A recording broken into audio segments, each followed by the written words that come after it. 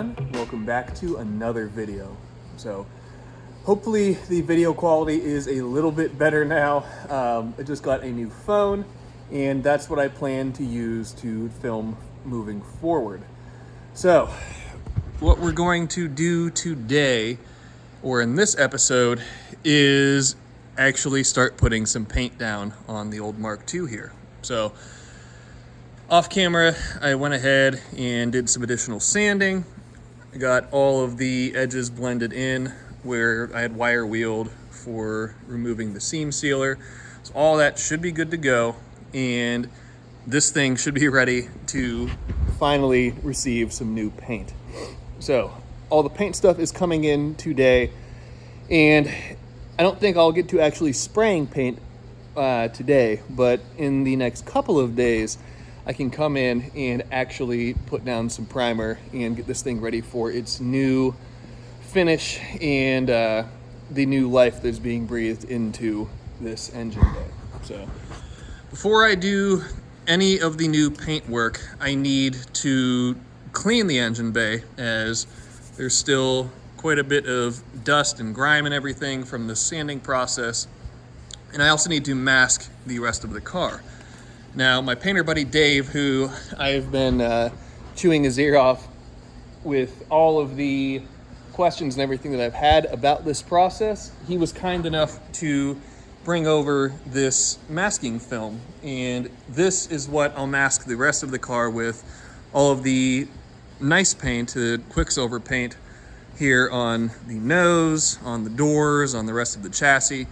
All of that obviously needs to be masked off, otherwise it will get painted along with the engine bay. So need to do that, but first I'm going to start with cleaning the engine bay, as that's the part that I'm looking forward to the least. So let me figure out how to set you guys down on a tripod, as I don't have my phone tripod attachment just yet, but I'll MacGyver something, and then we can get started with cleaning this thing up, getting some of the masking done, and get ready to actually put some new paint down in this engine bay.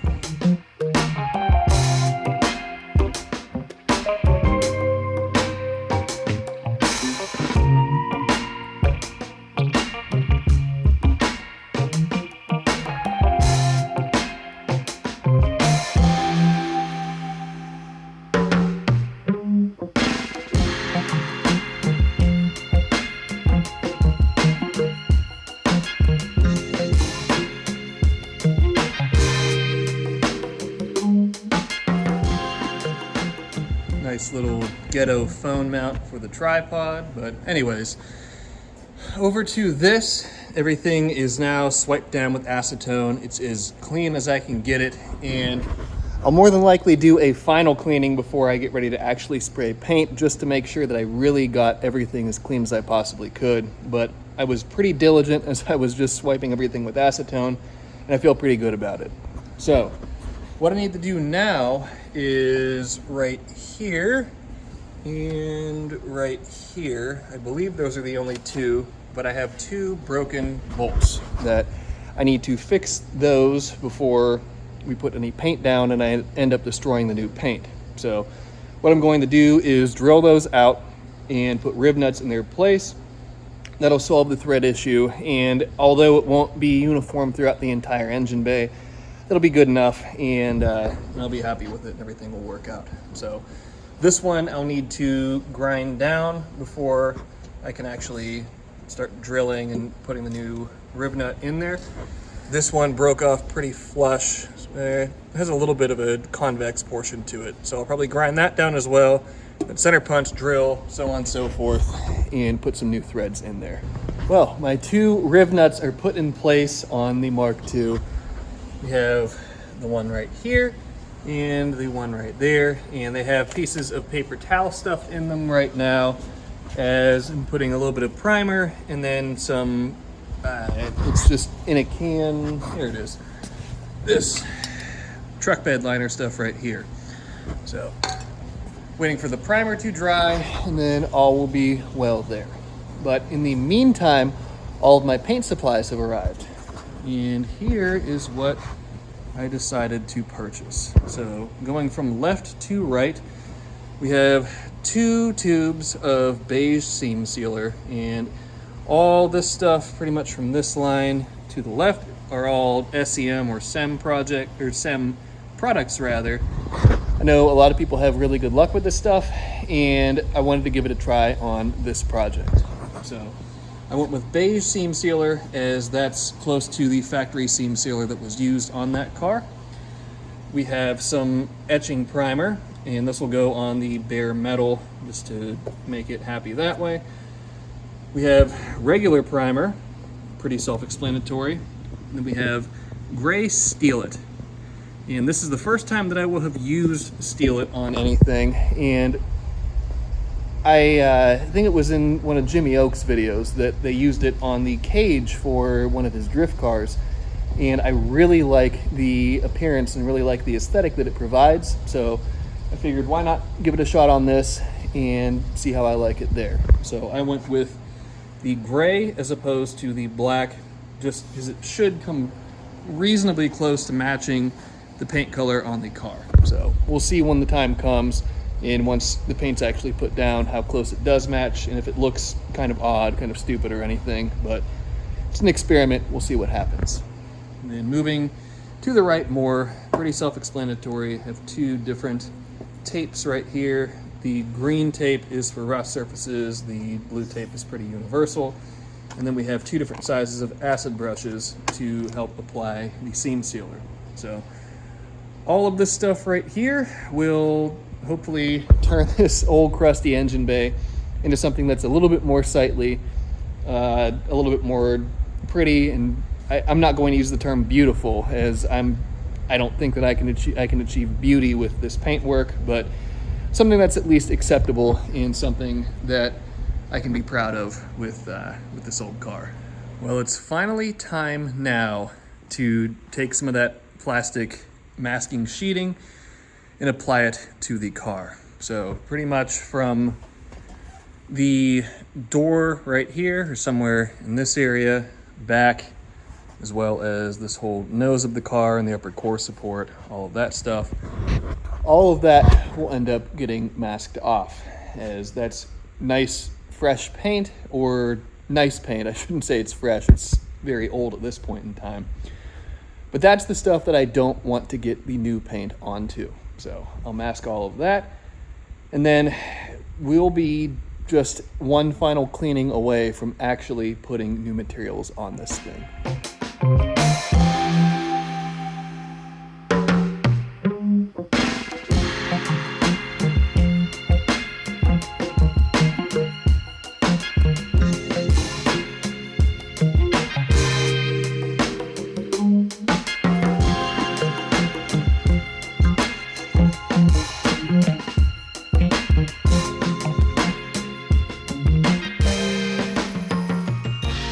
Well, I got the engine bay masked, or at least everything that I wanted to cover up that I don't want paint on covered up so it doesn't get paint on it. So here is what we are looking like now. So the whole nose is covered. All of the ancillary bits sticking out of the firewall are all covered. I pulled grommets off, I taped things up, and we should be good to go at this point in time. So obviously the car itself is masked and everything appears to be good to go. Actually, I put a little bit more tape around this just to seal this package up right here. But all in all, everything seems to be good to go. So I'm not going to put paint down today. It's getting later. I've spent the whole day again playing around with this thing, and I'm ready to get out of here for the day. So we will come back in the next portion of this video, do one final cleanup, clean the car, clean the floor, and then at that point in time, it's showtime. So I'll see you guys then, and we'll get this knocked out and finally get to see what this thing looks like all one color again, as opposed to this harlequin mess of different coatings and different work. Well, we are finally ready to start putting new materials down on the Mark II's engine bay. So I did a final swipe with some acetone, got everything clean, everything should be good to go. And now we can start off with some etching primer. So etch primer, it bonds to bare metal more effectively than just a normal traditional primer does. So since we have some bare metal patches there, frame rails, this whole rail right up here, so on and so forth, we'll need that etching primer to create as good of a bond as we possibly can. And we'll go and put a light layer of etch primer down across the entire engine bay. And then on top of the etch primer, we'll put the normal primer and we'll go from there. So I have everything sitting over here that's directly in the path of the resin ore heater. So these cans will be not ice cold, which is always a good thing. And we'll be ready to go. Put some paint down here momentarily. So I'm going to certainly wear a mask as I do this. And the more that I talk to my painter buddy, the more that I realized I actually did not need to build a booth around this, as the area of spray will be pretty consolidated just to this engine bay, and I shouldn't get any bit of overspray or anything on the Mark IV, and everything over here should be all right as well. So let me go ahead and get geared up, and then we can go ahead and start putting some paint down on this engine bay.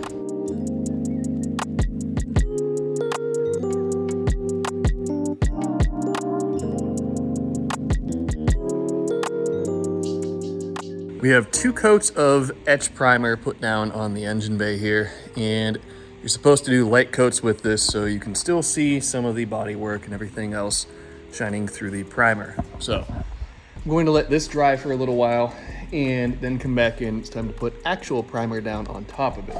So again, we're using all SEM or SEM products, and we're just using this high build surface or primer surfacer. So we'll end up doing 2 coats of that and then sanding, and at that point in time, it'll be time to apply seam sealer. So I need to go get some lunch. I'm very hungry at this point, and once I get back and get some food in my stomach, we can go ahead and get to actually putting the real primer down on the surface.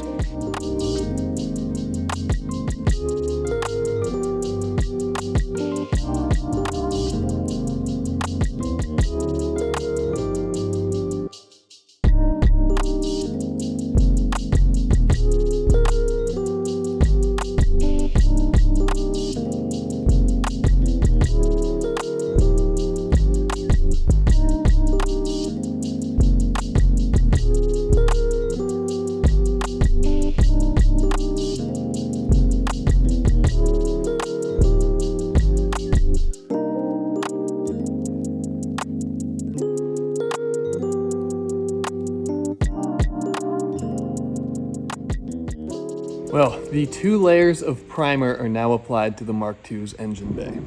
So all this came out very nicely, and this SEM stuff, if you guys have not used it before, this stuff is incredible. And between the actual spray nozzle itself, the larger size can, and just the way that their paint lays down, this was an absolute dream to work with, and had no runs, no anything crazy. And if an idiot fabricator like me can lay down even though primer is easy to put down, but can lay down a coat of primer like this, then you can too. But now we are at the point when I need to sand the primer and I need to apply seam sealer. So seam sealer will be a lot of work because I took all the old seam sealer out and then need to put new seam sealer in on all of those seams and pretty much wherever I feel it's necessary. So hopefully the 2 tubes of seam sealer that I got will be enough for this, but we will cross that bridge when we come to it. So I'm going to let this primer just dry up and give it the evening to be as happy as it can be. And then tomorrow I can come in and start the sanding and seam sealer process. So I will see you guys then. And it's looking like by the end of this video, all this paint work and all this engine bay work will be completed. Another day and more sanding, but we're very rapidly approaching the end of the Mark II engine bay saga. So let me go ahead, plug my extension cord in, flip the work light on, and this is what we have ended up with for the primer. So everything came out very nicely, nice uniform coverage. I'm very happy with this, and especially for somebody who is not a painter and doesn't do paint work regularly, I couldn't be happier with the way that all this has came out. So what we're going to do today is take some good old-fashioned red Scotch-Brite, scuff this whole engine bay, and then at that point in time, we can make use of our SEM beige seam sealer. So I'll have 2 tubes of this. Hopefully that will be enough, as I took the seam sealer off of all of the seams, and I'm going to come in and re-seam seal all of it just for a fresh slate, and frankly so I can learn how to do it. So I guess without further ado, let's go ahead and get started with the sanding, as that's going to be probably the most arduous task today, aside from maybe taping, but it needs to be done, so let's go ahead and do it.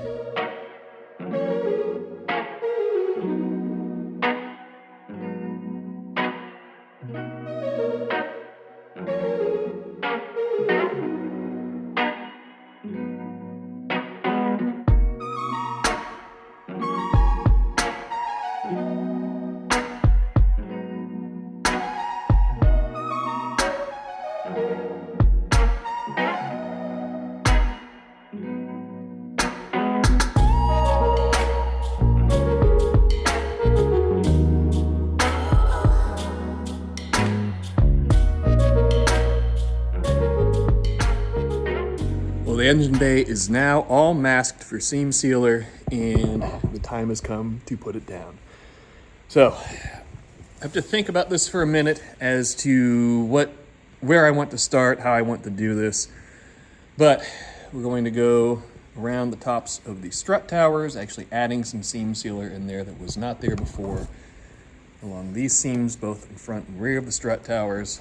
I'll go across this whole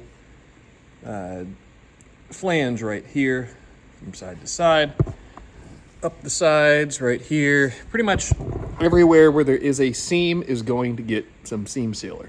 So I guess without further ado, the only thing to do is to get to it. So let's do just that.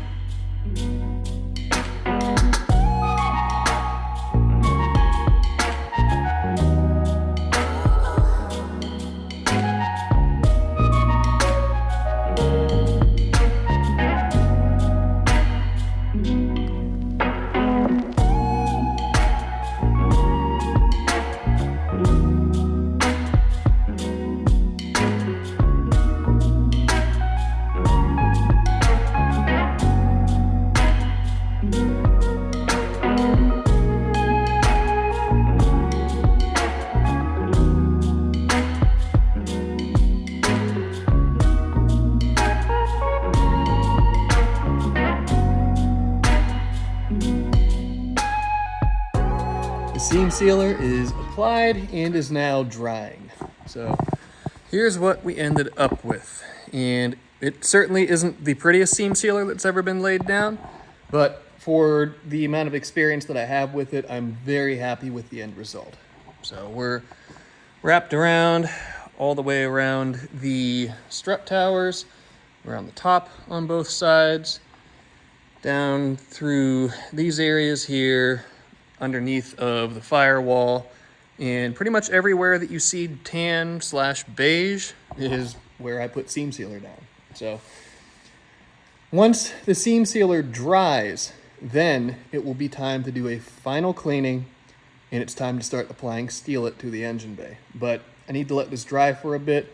I believe the tube says, top coat time, 0 to 24 hours. So I'm going to let this set for a while, and I'll come back in a bit, kind of do a little poke test and see exactly how cured it is and see how I'm feeling about it. If there's any question, then I'll just let it sit overnight and come back in tomorrow and start applying the actual paint to it. Well, after talking to Dave, my painter buddy, he advised that I give this seam sealer a bit of time to dry. So what that equates to is tomorrow will be paint day rather than later today. So I'm not upset about it. I would rather wait and just do this right. And I've put enough work and time into this at this point in time. I don't want to rush it now and end up ruining it and having to start over. As at that point in time, I wouldn't be doing it here myself. So I'm going to get out of here for today. Tomorrow, come in, do again a final cleanup, and then it's finally time for this to be all one color again and all finished up.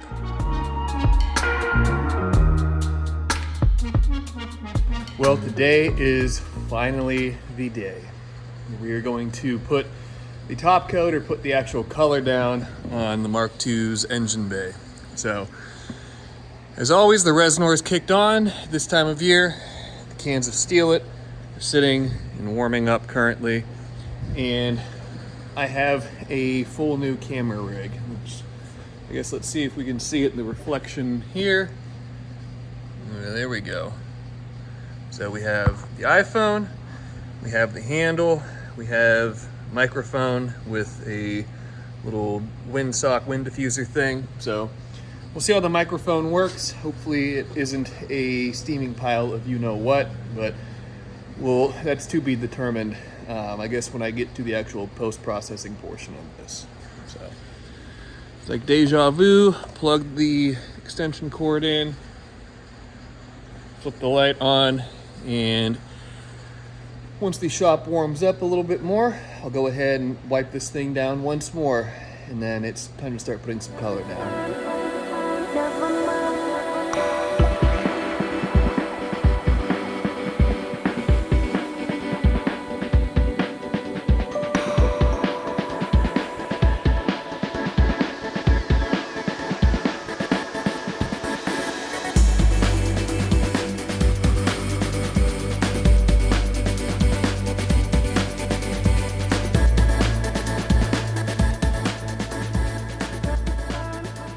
Well, the first coat of Steel It has been applied to the Mark II's engine bay, and I could not be happier with it.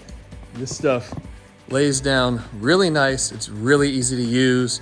It levels out and evens out very nicely. And while it's still drying right now, this color is just awesome.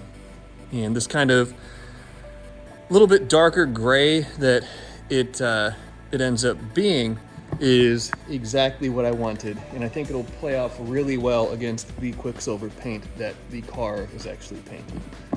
So I'm going to let this dry for a bit longer, as I still see a few glossy spots, a few wet spots rather. And once I'm confident that it's dried to as much as it needs to, then I can come in and put a second coat down, and then the actual color, or I guess you could consider it we'll call it the color for the engine bay, has been put down and the bulk of the work is completed.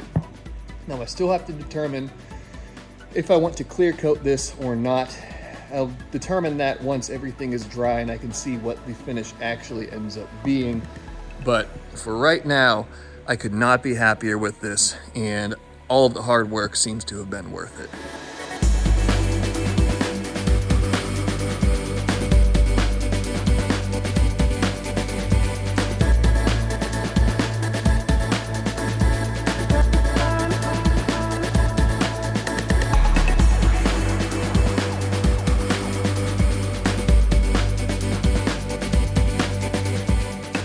Well, the first coat of Steel It appears to be nice and dry, and I'm going to go ahead and apply the second coat. So this first coat laid out very nicely, and I'm very happy with how everything has came together with this. So let's see if I can manage to put the second coat down and not screw this up. And at that point, we will be done with all of the paint work, done with all this, aside from maybe clear, which again, I haven't quite decided if I'm going to do that or not just yet. but what I am going to do is get geared up and get ready to lay a second coat down on this.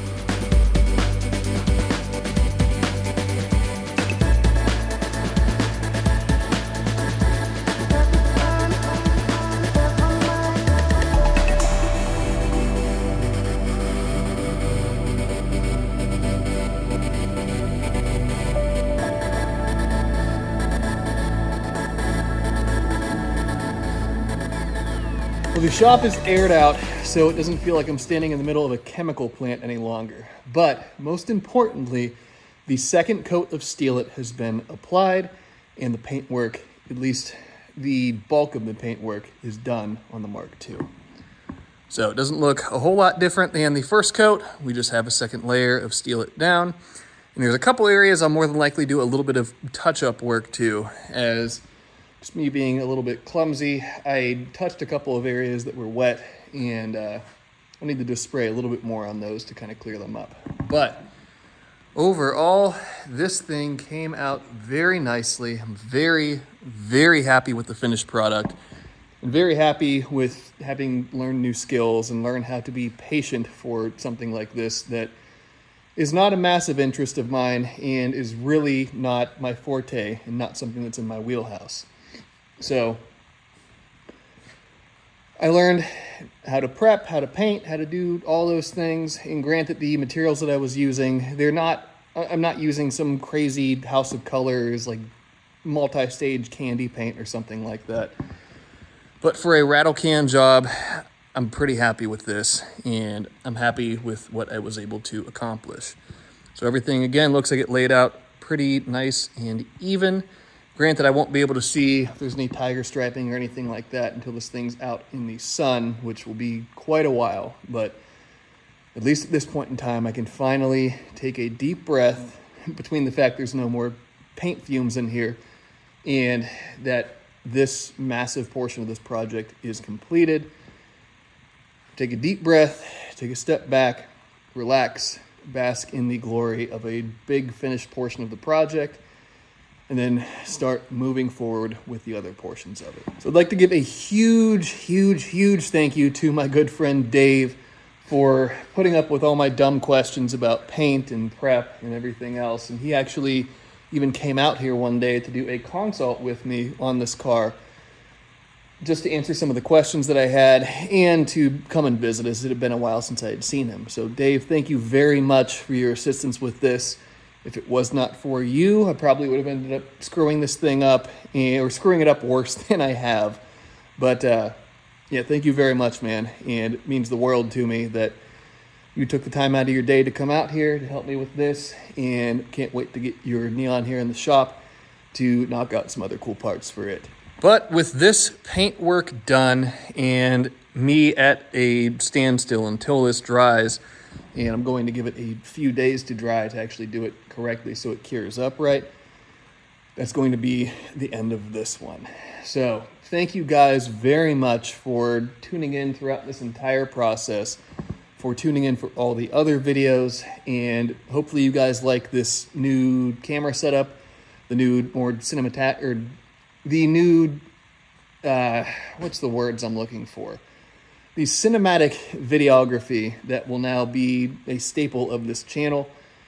And I'm really excited to see what I can do with that, to do some more artistic shots, to do things that I've wanted to do this whole time filming, but just didn't have the equipment to do it. Now I do, so can look forward to a little bit higher production value, but the same goofy me here making these videos. But all that aside, thank you guys very much, and it means the world to me that you come along for these videos, and I hope that you are still finding value from them and still enjoying coming along on the ride with me. But with all of that being said, that will be the end of this one.